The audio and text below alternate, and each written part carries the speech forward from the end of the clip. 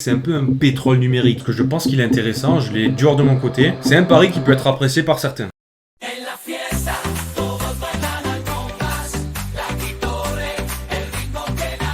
Et salut à toi, on se retrouve pour un Crypto Daily. Comme tous les jours, on va aller voir les news autour de la crypto-monnaie et on finira par la présentation d'une pépite crypto dans le cloud computing qui touche un peu à l'IA, au DePIN, au gaming, au rendering, qui touche à vraiment pas mal de narratifs. Je pense qu'il y a un bon potentiel, donc reste bien toute la vidéo et c'est parti, c'est parti. On commence tout de suite avec le Bitcoin qui nous a fait une belle petite hausse. Bon, rien d'affolant, rien de foufou. On a formé un petit W avec un RSI qui est convergent, donc voilà. Ça montre qu'il y a de la force acheteuse, on a toujours de belles entrées sur les ETF Bitcoin et on attend, comme tu le sais, avec impatience la commercialisation des ETF Ethereum. Concernant Ethereum, on a un peu moins de force que pour le Bitcoin. Et ouais, les alts ne réagissent pas trop pour l'instant en tout cas. Donc ça va être à suivre. Il y a vraiment une belle dominance pour le Bitcoin. On avait RSR aussi dont je t'avais déjà parlé, qui est un beau dossier dans le RWA. On a pris un 11%, tu vois, en l'espace d'une journée. Donc c'est plutôt sympathique, ça fait plaisir. Comme tu peux le voir avec le total 3 divisé par le Bitcoin. Donc ça permet de voir la force du marché des cryptos altcoins en face du Bitcoin.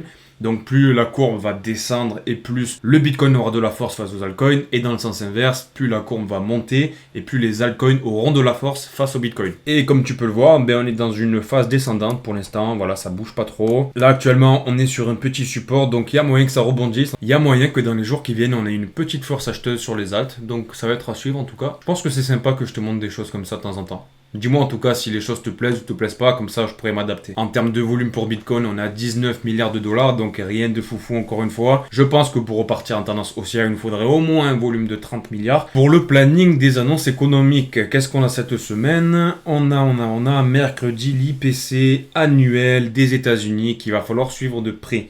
Le précédent était à 3,4% et on s'attend à avoir un IPC à 3,4%. Donc un IPC qui resterait inchangé. Et le plus important, ça sera à 20h. Donc mercredi 20h, on a la décision de la Fed sur les taux d'intérêt. Donc là, c'est très important. Le précédent taux était à 5,5% et le marché s'attend à avoir un taux inchangé, du coup à 5,5%. Ce qui peut se passer, c'est que si la Fed annonce un taux inférieur à 5,5%, on pourrait avoir une petite escalade sur le marché de la bourse, le marché traditionnel, mais aussi sur le Bitcoin. Donc on va suivre ça de près. N'hésite pas à t'abonner parce qu'ensemble on ira voir ces résultats et on interprétera du coup ce qui se passe sur le marché. Ensuite, on a la Corée du Sud qui dépasse tous les autres pays en termes d'adoption crypto. Donc on savait que les Asiatiques étaient plutôt crypto-friendly. Comme tu peux le voir avec ce graphique, pour les États-Unis, du coup, la majorité des investisseurs sont dans les stocks. Donc dans les marchés traditionnels, on a une petite part pour la crypto et un peu plus pour le Bitcoin. Pour le Japon, on est encore dans le marché tradi avec un peu plus de crypto que de Bitcoin. Là, c'est plutôt original aussi. Et pour la Corée du Sud, du coup, pas la Corée du Nord, on a moins de stocks que de crypto. Donc, on a plus de crypto en première position. En seconde position, on a les stocks. Et en dernière position, on a le Bitcoin. Donc, c'est vraiment plutôt original. Pour la petite anecdote, j'ai vécu un petit moment à Sydney. Et là-bas, il y a une forte communauté de Coréens, de Chinois, de Japonais, etc. Et je me suis rendu compte qu'ils étaient vraiment au top de la technologie. Et l'Australie aussi, qui est vraiment très proche de ces pays-là, qui fait partie de l'Asie, on peut le dire. C'est un continent à part entière, mais ils sont tellement proches de l'Asie que c'est quasiment des Asiatiques. Ils sont en avance sur tout, mec. Il y a tout qui se fait par carte bleue, tout est digitalisé. Même carrément, les gens n'ont même plus de carte bancaire, tout se fait avec le téléphone, tout est online. Et ouais, une chose est sûre, c'est que la technologie là-bas est plus développée que dans nos pays, en tout cas européens. On a pris pas mal de retard sur ça. Donc c'est pas étonnant qu'ils soient très positionnés dans la crypto, mais j'aurais dit quand même plus de Bitcoin que de crypto-monnaies. Ensuite, on a Binance, le plus grand exchange centralisé de crypto-monnaies, qui atteint les 200 millions d'utilisateurs. Je te rappelle que sur Terre, on est à peu près 8 milliards. Donc ça veut dire que 2,5% de la population mondiale est sur Binance. Alors, c'est plutôt une dinguerie. Sachant que c'est pas le seul exchange, ok, il y en a plein d'autres. Je pense qu'à la fin du bout, il serait possible qu'on atteigne les 1 milliard d'utilisateurs, ça serait pas impossible. Ça marquerait une étape vraiment phare dans l'adoption de la crypto-monnaie en tant que nouvelle technologie. Et quand on aura passé le 1 milliard d'utilisateurs, là on pourra dire que ça y est, la crypto-monnaie et le Web3 sont quand même vraiment une norme en tout cas dans le monde. Surtout qu'on a l'élection présidentielle aux USA qui arrive à grands pas, qui est en novembre 2024. Et Trump nous met un tapis rouge pour tous les mecs utilisateurs de la crypto. Donc ce chiffre peut vraiment vraiment pété vers le haut. On continue avec la DAO d'Arbitrum qui débloque 215 millions de dollars pour développer le gaming. Donc comme tu le sais, moi à chaque fois je te parle de l'IA, je te parle du RWA, je te parle des layers 2 sur Bitcoin, mais aussi le gaming est un narratif qui peut tirer son épingle du jeu. Je te rappelle qu'en 2025 il y a la sortie de GTA 6 et il est fort possible qu'on ait de gros moves autour de ce narratif là. Donc moi personnellement j'ai quelques positions là-dessus. Si ça t'intéresse en tout cas dis-moi-le, je pourrais te faire un top 3 ou un top 5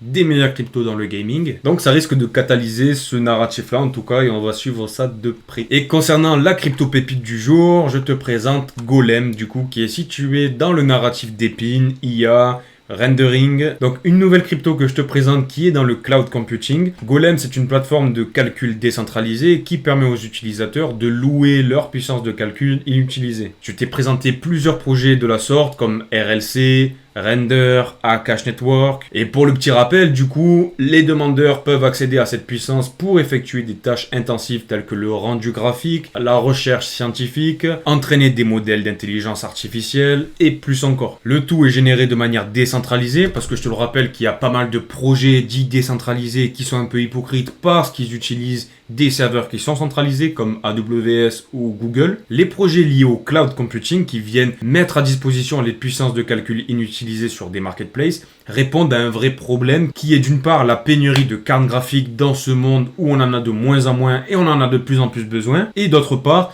dans un monde où on veut décentraliser de plus des produits, mais on se met sur des serveurs centralisés. On a une team qui est plutôt robuste, qui est dirigée par Julian Zawitowski, et ils ont une vision qui est plutôt claire, créer un super calculateur mondial décentralisé, accessible à tous. Donc ce projet-là se positionne dans un super narratif que je te présente plus, qui est le cloud computing encore une fois. C'est une ressource qui est de plus en plus précieuse, je vais pas te dire que c'est l'or digital parce que ça c'est le Bitcoin et forcément je vais pas le détrôner, le patron. Mais si je devais te trouver un nom métaphorique dans le monde réel, je te dirais que c'est un peu un pétrole numérique qui permet de faire tourner des machines, des industries et qui est inévitable. Et ce qui est intéressant avec ce genre de projet d'épine en fait, c'est qu'il rentre dans plusieurs narratifs. À la fois l'IA, mais le rendering, ça peut toucher aussi au gaming, parce qu'on a des projets de jeux gaming qui viennent se greffer à ces plateformes-là. Donc on est un petit peu sur tous les terrains, et ça peut bénéficier de plusieurs hypes, tu vois. Ça, c'est vraiment très sympathique. Donc là, typiquement, on n'est pas sur un leader du narratif, mais c'est un projet qui me semble intéressant et qui est vraiment très ciblé tech. Et tu le vois sur le site, on n'a pas un design de malade, etc. Et ça, c'est un sacrifice de mettre de côté le design, le marketing pour tout focus sur le dev. C'est un pari qui peut être apprécié par certains. Donc là, je t'ai sorti le white paper pour te parler du token. Et comme tu peux le voir, on a 1 milliard de tokens en circulation.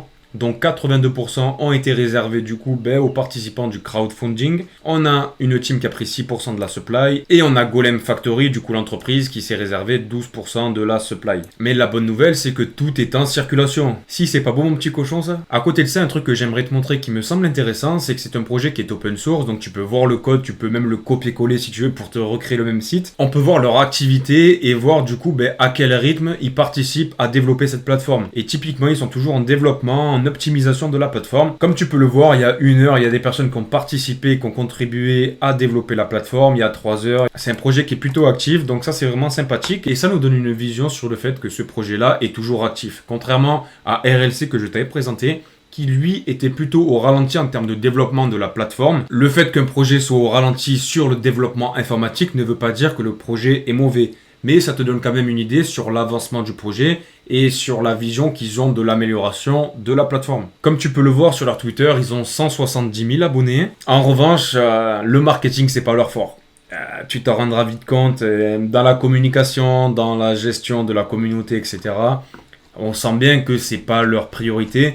Et tu le vois rien qu'avec le visuel du token, c'est vraiment pas ouf. On a un projet qui mise plus sur la technologie que sur le marketing. Et voilà, c'est louable en tout cas. Dis-moi ce que tu en penses personnellement, si tu attaches plus d'importance au marketing, à la manière de communiquer, etc. ou plus à l'aspect technologique. Ça m'intéresserait d'avoir ton avis. Concernant le token, on a une market cap de 452 millions au moment où je te parle. Et le projet est actif depuis 2017. On n'a plus de vesting du coup parce que la totalité des tokens sont en circulation. C'est un projet qui est pas tout neuf, ok, il est sorti il y a quelques années. Et le top de 2018 était à peu près à 1,10 et actuellement on est à 0,44 $. Tu sais que je suis plutôt un chartiste qui aime bien trouver des figures intéressantes de trading. Et comme tu peux le voir, là on en a une pas mal. Là on est dans une espèce de bull flag, tu vois, qui est plutôt bullish. Et c'est un bull flag qui est plutôt long terme. dont la fin se terminerait la fin juillet, tu vois. Quand on vient taper le bas de ce range, ça peut être intéressant de mettre une petite pièce. Après, comme tu le sais, il y a pas mal de projets dans le cloud computing, donc si tu es déjà investi en plus dans les leaders du narratif, à toi de voir. Moi, je te présente ce projet-là parce que je pense qu'il est intéressant, je l'ai dur de mon côté. Mais voilà, si tu veux te diversifier en plus dans le cloud computing, que tu veux mettre un faible pourcentage, parce que dans ce type de projet-là, je te le rappelle, on va pas mettre du 10-15% de notre portefeuille, ben ça peut être intéressant. Après, c'est à toi de voir. En tout cas, je vais te mettre tous les liens disponibles en description de la vidéo. Et si tu veux que j'aborde un peu plus cette crypto-là en profondeur, ou même un autre projet crypto, gros, ben tu me le fais savoir. Je suis à ta disposition, frérot, garde à vous, tu connais. Donc voilà, frérot, cette vidéo est terminée. J'espère qu'elle t'a plu. En tout cas, n'oublie pas que tous les jours, je réalise un crypto daily sur lequel je te parle de l'actualité. On fait le point sur le marché crypto. Et en parallèle de ça, je te présente aussi des super pépites crypto. Donc n'hésite pas à t'abonner, lâcher un like, laisser un commentaire. Tu me donneras la force, tu connais la chanson. Et ciao, ciao!